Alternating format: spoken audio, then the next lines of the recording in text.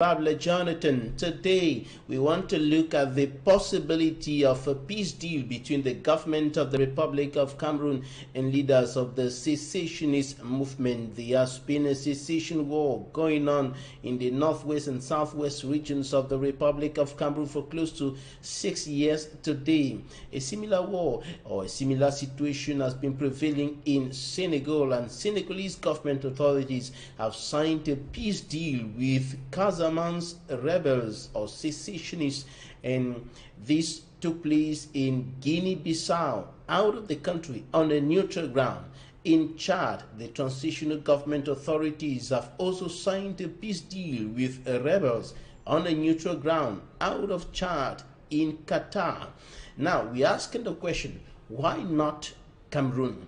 There have been calls for such a negotiation meeting to take place out of the country on a neutral ground and possibly end on a peace deal between the government of Cameroon and the leaders of the secessionist movement, so that peace and normalcy can return in the northwest and southwest regions of the country. But this has not happened. This is yet to happen. And we're asking the question, if it is working in Senegal, if it is working in Chad, why not Cameroon?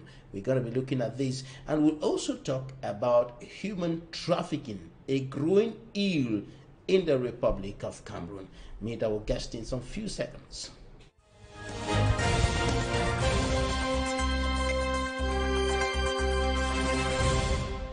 Now, our first guest today is Barrister Neneba Innocent Akufo, joining us from New York, United States of America. He is an attorney and counselor and law, major proponent of decolonization. And with him, we're going to be looking at why it's not working in Cameroon, the issue of the possibility of a peace deal between the government of the Republic of Cameroon and the secessionist leaders. Senegal has signed a peace deal with the Casamance secessionists. In Guinea-Bissau and Chad, the transitional authorities have signed a peace deal with rebels in Qatar. Why not Cameroon? Isn't it a possible way out of the socio-political and security tensions prevailing in the northwest and southwest regions of the country for close to 6 years now?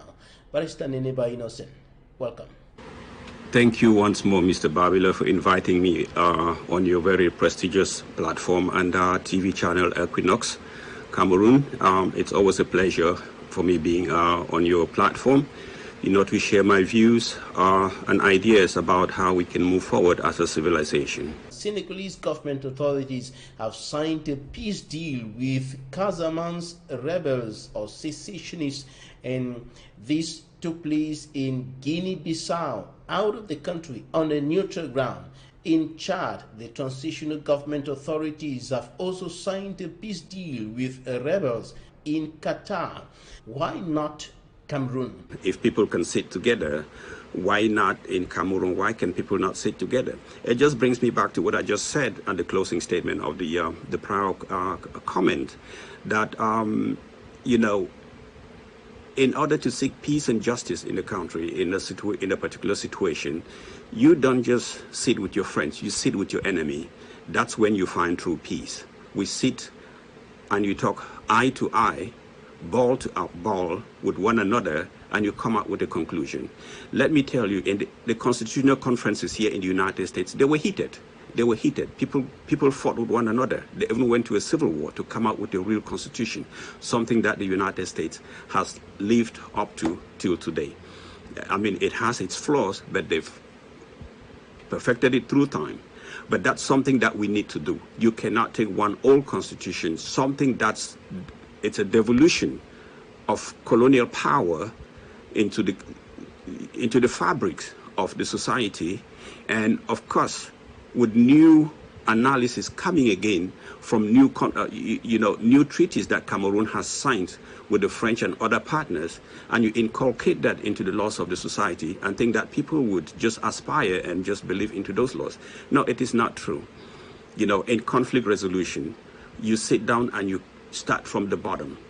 this idea that some people are lesser than others, that's what is killing Cameroon. That's what's killing Cameroon. And as Einstein said, the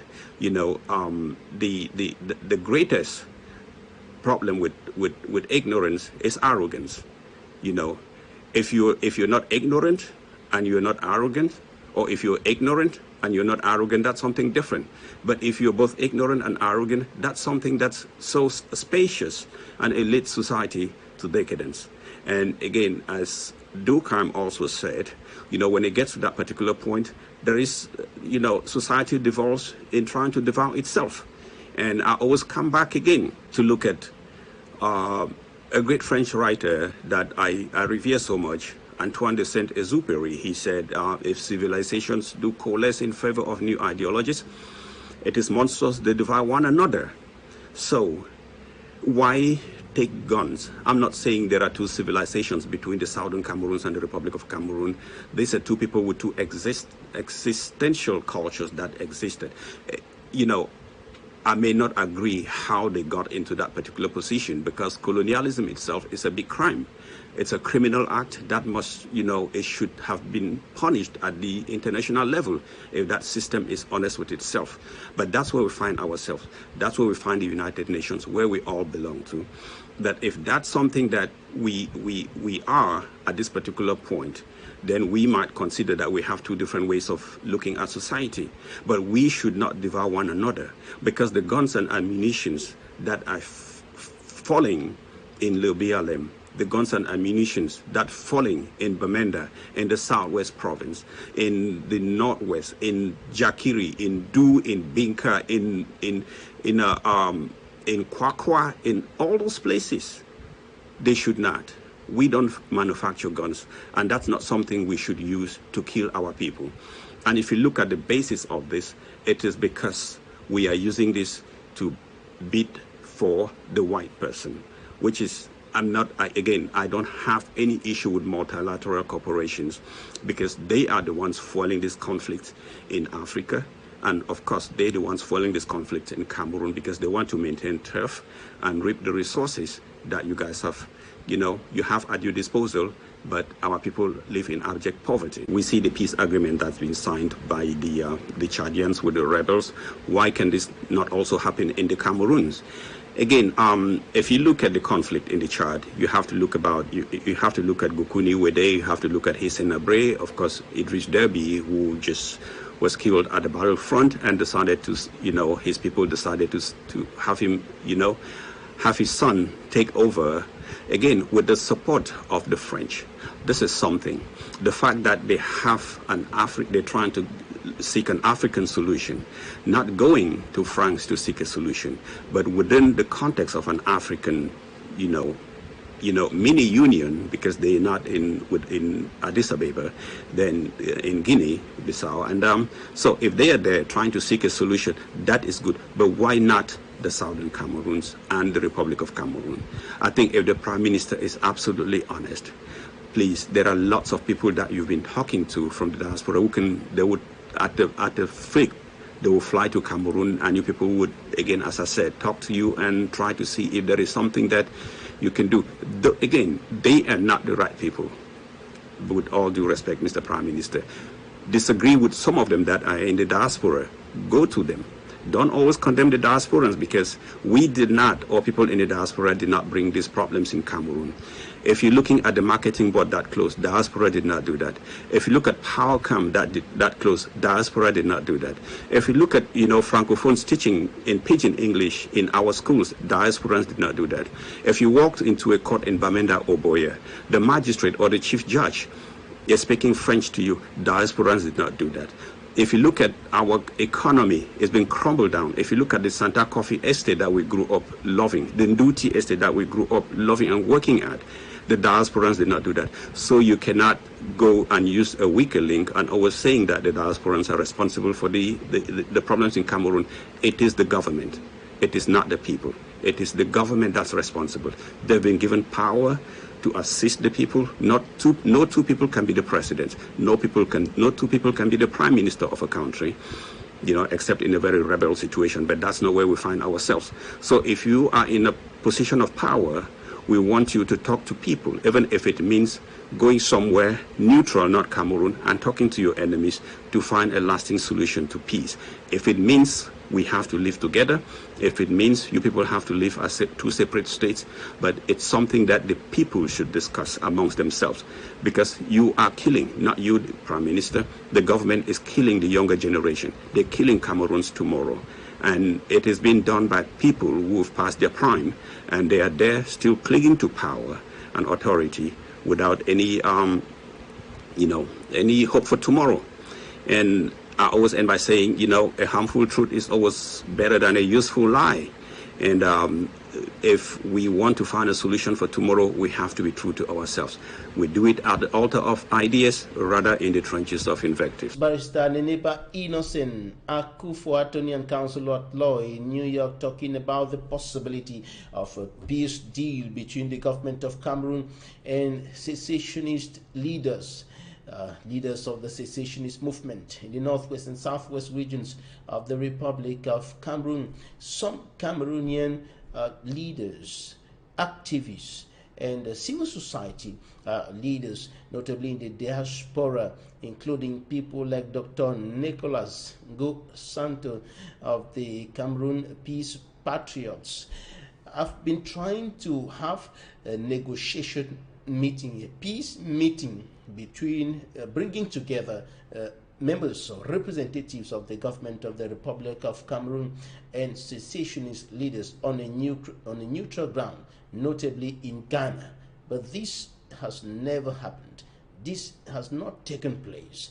And you certainly want to know why it has not taken place, whether the stumbling blocks that have hindered the holding of such a negotiation, such a peace meeting on a neutral ground in view of restoring peace and normalcy in the northwest and southwest regions of the country. Get to know more about this after the press review. Right now, Immaculate Fogwe takes us to the newsstands, and we're going to see what the newspapers reported this week in the Republic of Cameroon.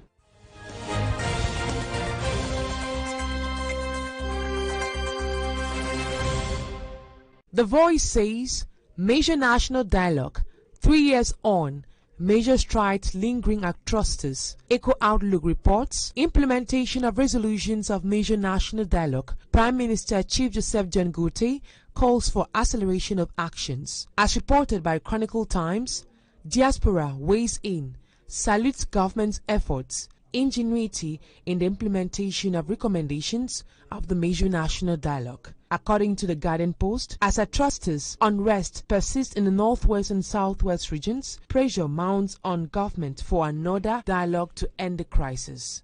The Horizon questions if it is the end of the road for General No Pity. Another edition of the Guardian Post exclaims, over 900 student gendarmes dismissed over fake certificates. Cameroon echoes, Fako Division, Maumo village at the brink of deadly clash.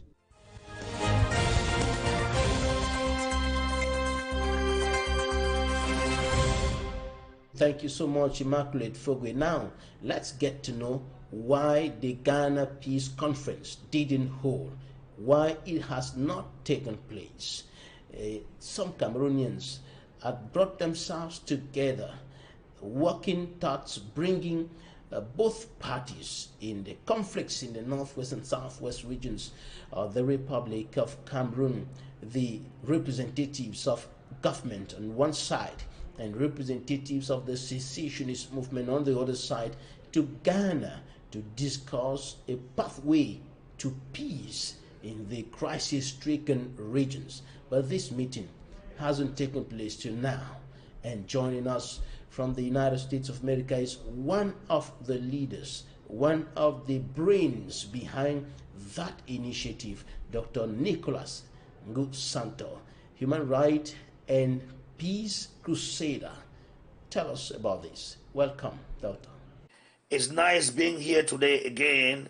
Thank you, Mr. Babila Jonathan, for always giving me the opportunity to come in time after time to weigh on the present political situation in our beloved country, Cameroon. It's a pleasure for me being here.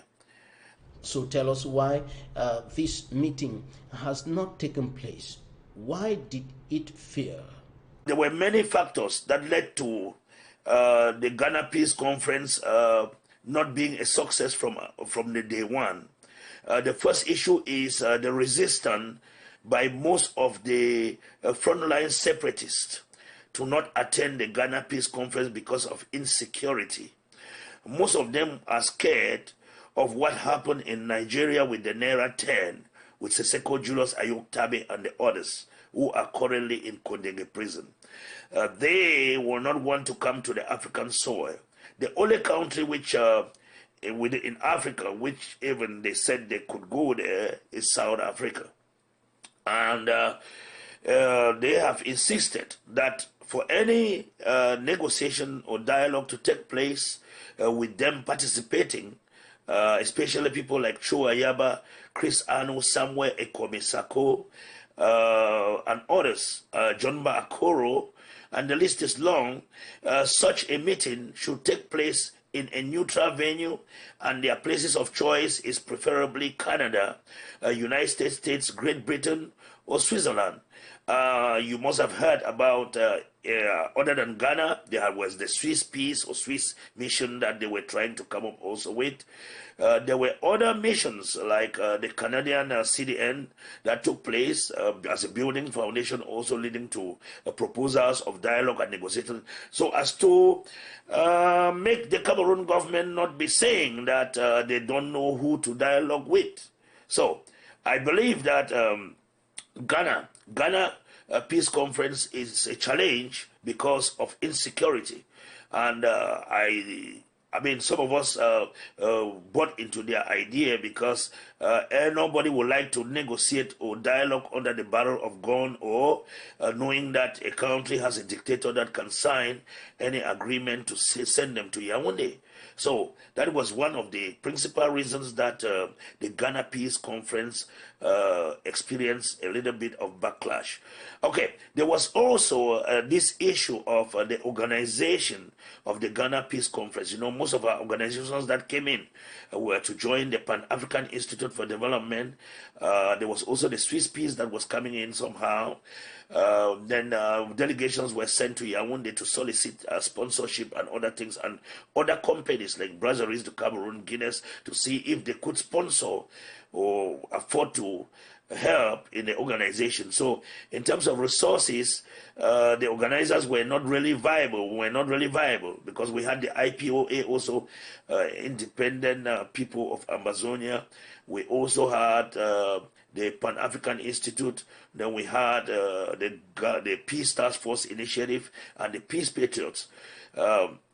We could not have the available resources to pool all these stakeholders into Ghana, even if they accepted without having the necessary resources. So it's high time we declare honestly that the Ghana Peace Conference is not going to take place. It's not going to take place. So we should be working towards other alternatives.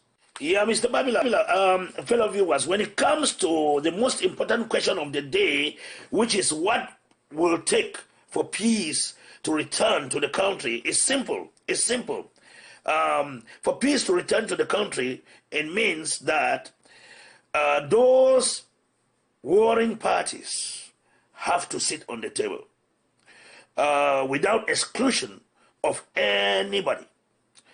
You understand that what happened with the Grand National Dialogue not having been a success is because of the absence of those who are fueling the conflict, the absence of those who are at the forefront of this conflict.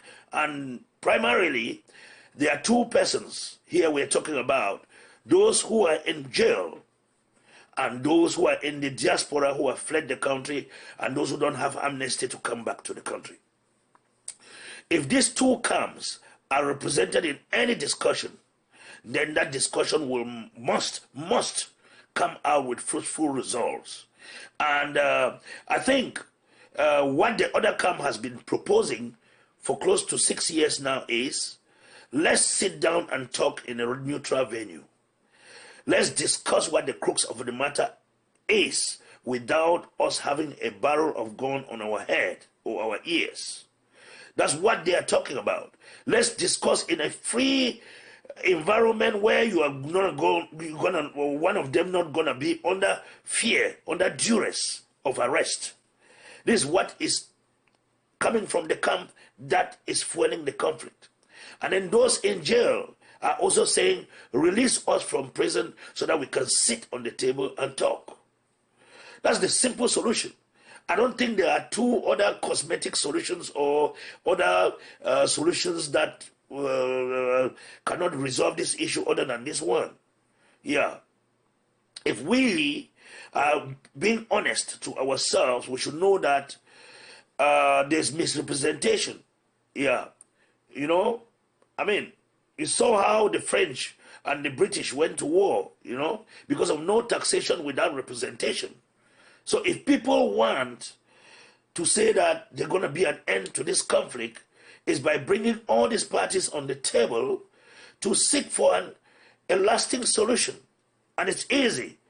The form of state needs to be addressed, yes. We understand that decentralization has been given and special status is given, but the people say they don't want what is given. They want to discuss and be a part of what is going to remain for a long time, which means opinions have to be heard and voting has to take place, and if possible, amendments of resolutions that are going to make the new constitution of the land, the new law of the land. I mean, we want something that will lead to a long-lasting solution, not a cosmetic solution, because if you see, the main problem with the people is that they still continue to have colonial authorities on their soil. They still continue to have gendarmes, SDOs, military that torture them on daily basis. And if this military has to be withdrawn and the people removed from jail, and then we meet on a neutral venue to discuss and sign a long-lasting deal, this will be the end to the problem. All right. Thank you very much, Dr. Nicholas Ngu Santo of the Cameroon Peace Patriots Movement.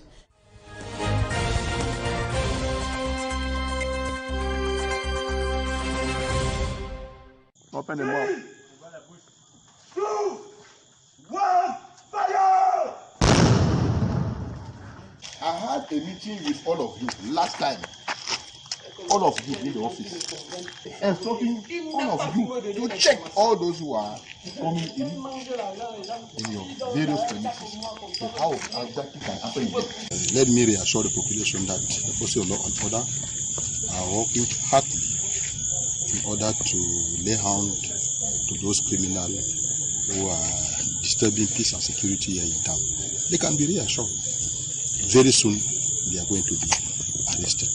So last week, I signed a prefectural order forbidding entry in all the drinking spots in town with bags. The forces of law and order, let me once more encourage them and congratulate them for the job well done. The area is the high risk areas for floods. If you go and build on the plain, on the flood plain, what do you expect? When the rivers come and they swell and there's no way for them to expand, they move into the nearby floodplains and they swallow up the whole area. So it's the problem of building in the risk zones. Those who are building have not had any building permits. They were advised to leave the area, but some of them say they will pray to God, and that's why the occurrence will not happen. But it has happened again. I'm not mocking God. I'm saying that it's good at times to use reason to be able to avoid problems. This time around, the council administration and the local forces there will be very, very swift and hard on how to remove them from that place. They will no longer inhabit the place. They have to go to where the earmarked will go and resettle. They have to go there. They will no longer stay in that zone because they don't want to hear that people have died because of administrative tolerance. No tolerance this time around. They must leave to the settlement area. With the state of the road with this big hole, here we are standing is the pedestrians track. The vehicles are forced on the bike to come up, and then they are fighting with the pedestrians, those who are trekking, and those small traders that have their small market things by the roadside. Even the food The people who move on foot, they cannot still pass. We have been falling here every day. The football tournament which just passed the can, they graded the road, and immediately just the very morning started getting bad. From the time we had the can and that the reunification stadium was not to be used, they just stopped the work like that. And then we have been living this for so many, before the can and up to now we are living this state.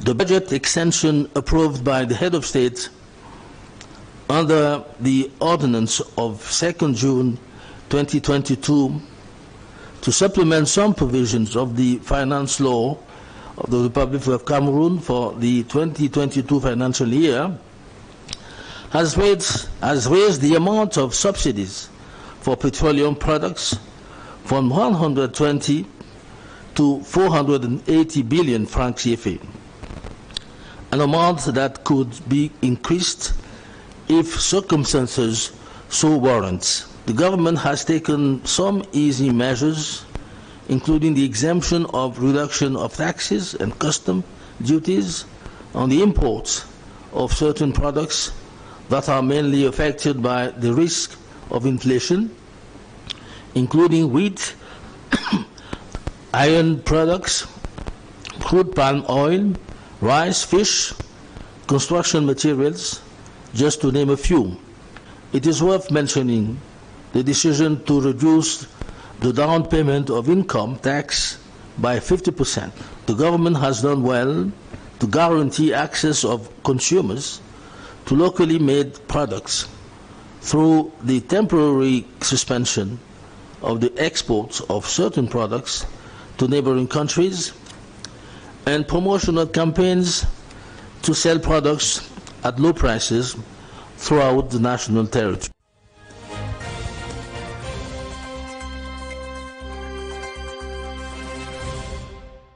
Now we want to talk about a fallout of the Anglophone crisis, or better still, one of the consequences of the Anglophone crisis. I'm talking about increasing human trafficking, or trafficking in person. This ill has been increased, or this ill has met an enabling ground created by the close to 6-year-long armed conflict going on in the northwest and southwest regions of the Republic of Cameroon. And this conflict, the war, as some people put it, has created an enabling ground, has made more people vulnerable to human trafficking, or better still, trafficking in person. And our guest on this is Aya Joseph. He's a human rights and peace advocate, executive director of the Center for Human Rights and Peace Advocacy, CRAPA. First of all, tell us, what is trafficking in person? Trafficking started as far back as a human being was created by God, where other human beings were treated as slaves, recruited and treated as slaves. But we know that after the campaign against slave trade, especially led by William Wilberforce, the traffickers or the slave owners turned to adopt different measures, just like any other criminal act, where when you stop from the door, they create windows, they create fissions where they can use. And so trafficking in person became another element of slavery, where the people were recruited, transferred, harbored, and used in different level of labor. And so the trafficking element of it is that there must be an element of recruitment, transfer, harboring, and the exploitation of the labor of this person. I know, as I know, that many people or any other human being can be exploited, can be recruited, can be exploited, but the group of people that suffer most are especially women and children, because they are basically vulnerable. And we know that with many crises that we experience around the world, particularly in Cameroon, talking more precisely about the conflict in the northwest and southwest, many people have been displaced, and so their vulnerability has simply been exacerbated. And so they are dangerously exposed to trafficking rings and to exploitation. How serious is this crime? Human trafficking is considered as a transnational organized crime, which is a very serious crime. And transnational organized crime is one of those international crimes that is at the competence of the International Court of Justice. And so you see how serious it is. And to say how more serious it is, we know that in Palermo they have adopted a Palermo Protocol, which is a legal instrument to repress and suppress trafficking in person. And so it is a very serious offense. And we know that Cameroon is a party to this convention or to this treaty. And Cameroon, in the incorporation of this instrument, has adopted a law on trafficking in human beings.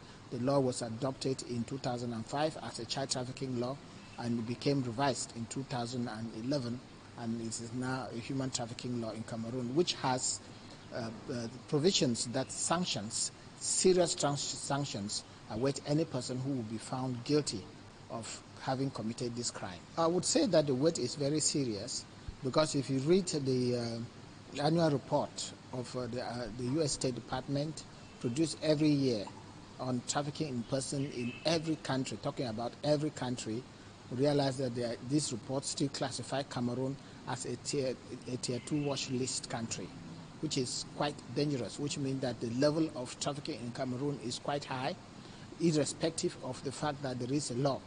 And it has remained in tier 2 watch list because traffickers are not being prosecuted and punished. They are not being held accountable. And so Cameroon is a country that is seen to be a transit, a harbor of these goods, if you might permit me use the term, to other countries, to other neighboring countries, and abroad, as you have said. So what is the rate of trafficking in person in Cameroon? I would say that the weight is very serious, because if you read the annual report of the U.S. State Department produced every year on trafficking in person in every country, talking about every country, we realize that this report still classifies Cameroon as a tier 2 watch list country, which is quite dangerous, which means that the level of trafficking in Cameroon is quite high, irrespective of the fact that there is a law. And it has remained in tier 2 watch list because traffickers are not being prosecuted and punished. They are not being held accountable. And so Cameroon is a country that is seen to be a transit, a harbor of these goods, if you might permit me use the term, to other countries, to other neighboring countries and abroad. I think we have videos of your colleagues from that side and other concerned people who send in videos, and they are piloting the social media, which of course that is the very important element to identify that these people who travel, who migrate to other countries for search of their livelihood, for search of employment, which of course is a basic right for people to migrate, became exposed to all sorts of violations, which of course trafficking in person. And so we want to say that even as Cameroon has evolved from the position of heavily indebted and poor country, poverty is still a certain issue where people escape their country, their villages, their regions into other places to look for greener pasture. And so Cameroonians are still very much exposed to becoming vulnerable, and hence a good tool for trafficking in person. I was traveling the other day. I was traveling to Geneva, and I met two ladies, young ladies, and they told me that they were going to Lebanon. And when they said they were going to Lebanon, I immediately, in fact, it gave me ghost pimple. I said, what are you going to do? They said they have found them a job. I said, how long is your visa? The person has only 3 weeks validity of the visa. And so already, unfortunately, I did not collect her contact over there. Already, you already suspect that this is a good case of trafficking, and it will be as such. Apart from the fact that many of the traffickers are not punished according to the law, as you've just indicated, what are the other enabling factors increasing or causing the increase in the illegal activity? It became a footing issue when Cameroon accepted to go through what we call at the time the readjustment plan. And when Cameroon accepted to do this readjustment plan, you know that so many people, so many civil servants were laid off in order to combat the economic crisis which Cameroon was facing at that time. This made families dangerously poor and dangerously exposed and became so vulnerable. And so those who were laid off now started using their own people, their own children, for their daily bread, to fend for their daily bread. And this is how the situation became so serious.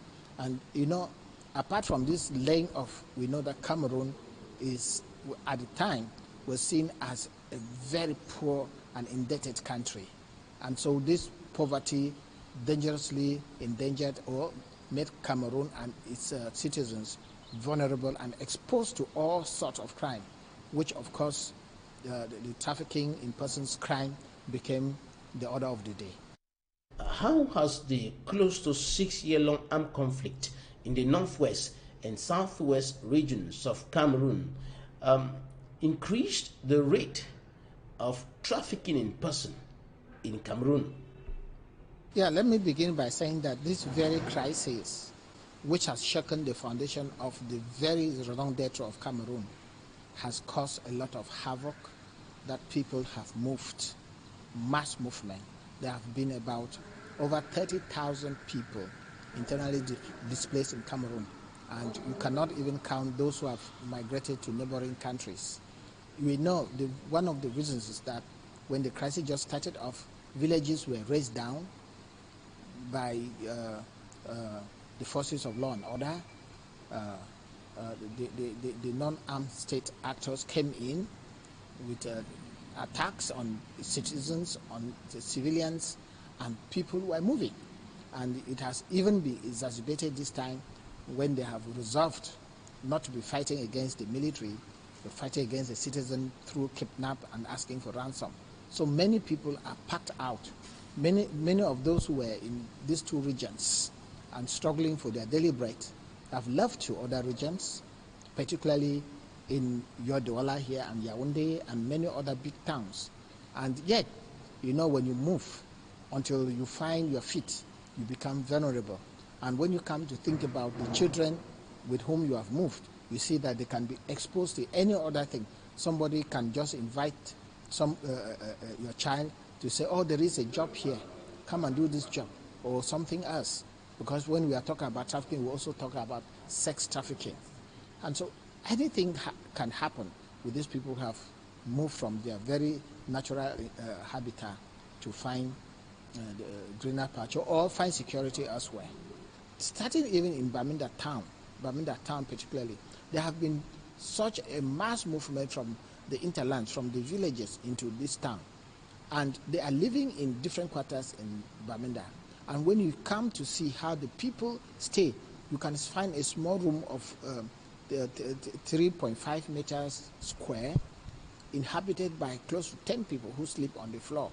And each person has to look for a way to feed his or herself. And so this is a situation that anybody can exploit it, especially those who want to exploit the labor of the other people. And so the case we've had, the numerous cases we've had, are cases of this nature. And talk less of those who move to Douala here.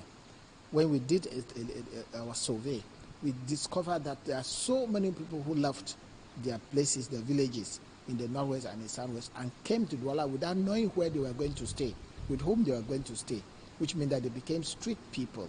Such people are not other people than exposing themselves to vulnerability, more vulnerability, and hence to the hands of traffickers. The law on human trafficking has been established. It is there. But what is hindering its implementation? Many of those who are caught in the trafficking ring are people who are economically, politically very powerful, because they claim they occupy important places in our Cameroonian society. But as you know, the law is not a respecter of any person. And so there is a need, therefore, for government to continue to increase its will, the political will, to see into it that whoever is identified as a trafficker is punished.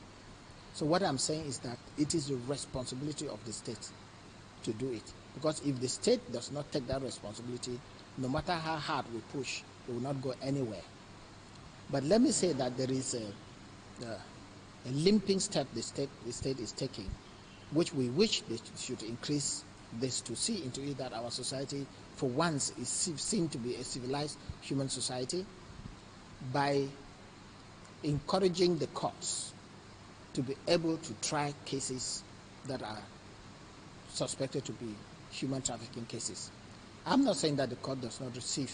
Most of the cases we have sent into court have been that in defense of the charges, they make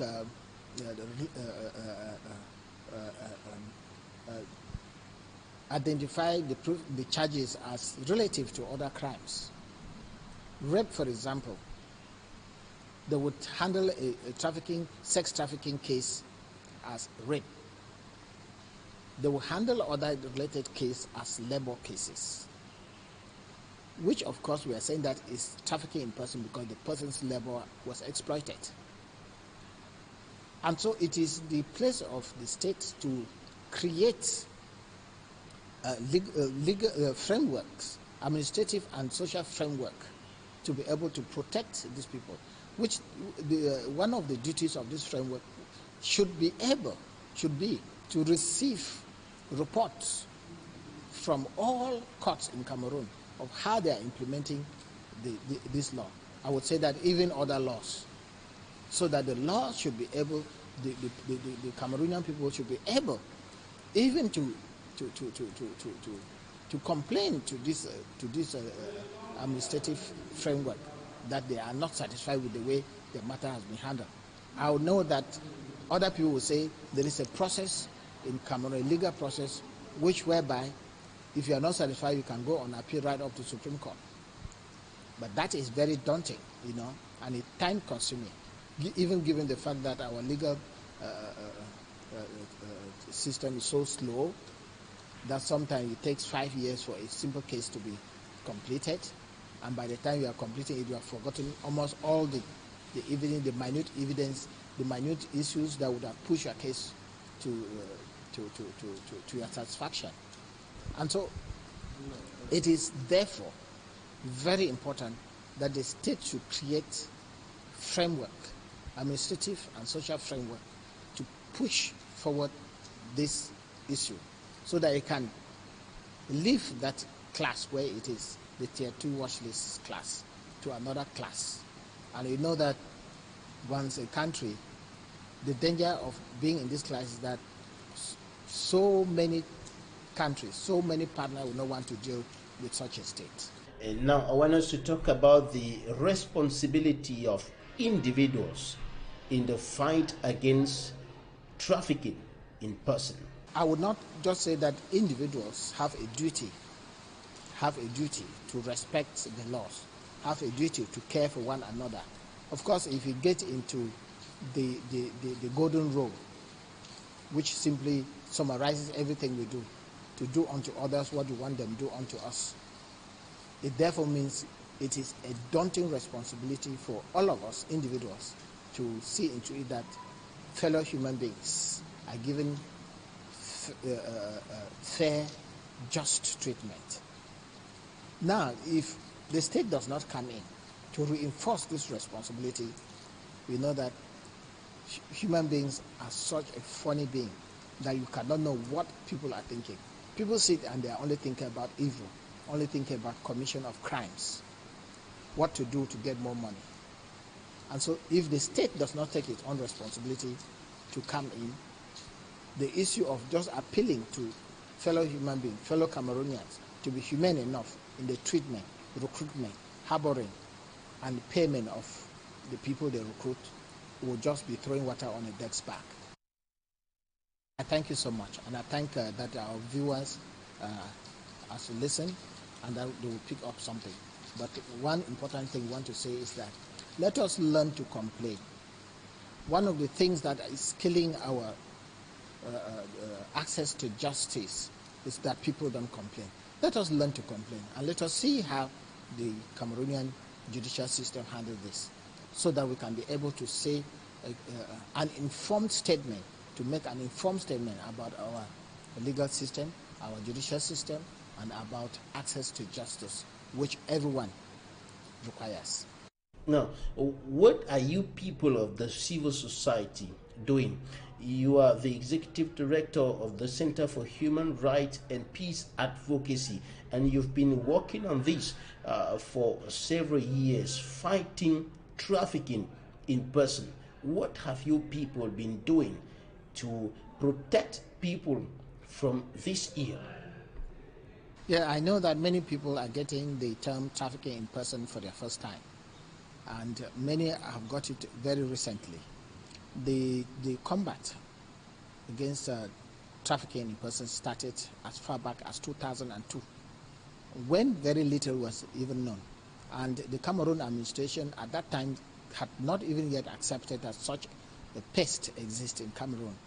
And so the first thing that we did as a civil society, which I was privileged to be part of that, was that we brought in information, collect information, create awareness raising, which awareness raising included government officials to let them understand what exactly we mean by trafficking in person, the various complex way by which it occurs.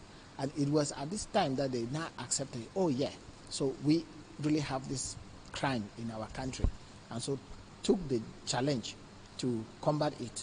So the first step to combat is even the state, because it is the state's responsibility to protect the lives and property of its citizens. And so the Cameroon government therefore went in to adopt this law in 2005 after a series of meetings and the adoption of the draft law by all the stakeholders at the time that constituted this network. But then in 2005, it was realized that that law was adopted. I don't know whether it was at the parliament, at the level of the parliament, even though we went to parliament to sensitize the parliament on the issue of trafficking in person, so that when government finally tabled this law, they should vote. I don't know whether it was at that level that one important aspect, quite a few important aspects was removed, which included making it a human trafficking law. In 2005, they made it a child trafficking law, which means that it did not, it was not protective. Yeah, it was not protective of grown-ups, because everybody can be trafficked. Even you, Babila, you can be trafficked, and I can also be trafficked. The moment I fall into vulnerability, any person can use my services, my labor, in any form, and pay very little for that. Once that element of exploitation is identified, it is trafficking. And so what I'm saying is that in 2005, when the law was adopted, it was adopted as a child trafficking law. And we did not stop. So I'm answering the question, what have we been doing? We did not stop to continue to impress on the government to amend the law, which amendment, of course, happened in December 2011, now to include human trafficking law. Now that is it. And even now we're still working. We're still requesting the state to make the law the victim-centered law, because the law has a lot of sanctions which list imprisonment terms range from 5 years to 20 years, and with a huge amount to pay. But now this huge amount, which ranges from 100,000 francs to 10 million francs, gets into the coffers of the states. It is not going to the victim.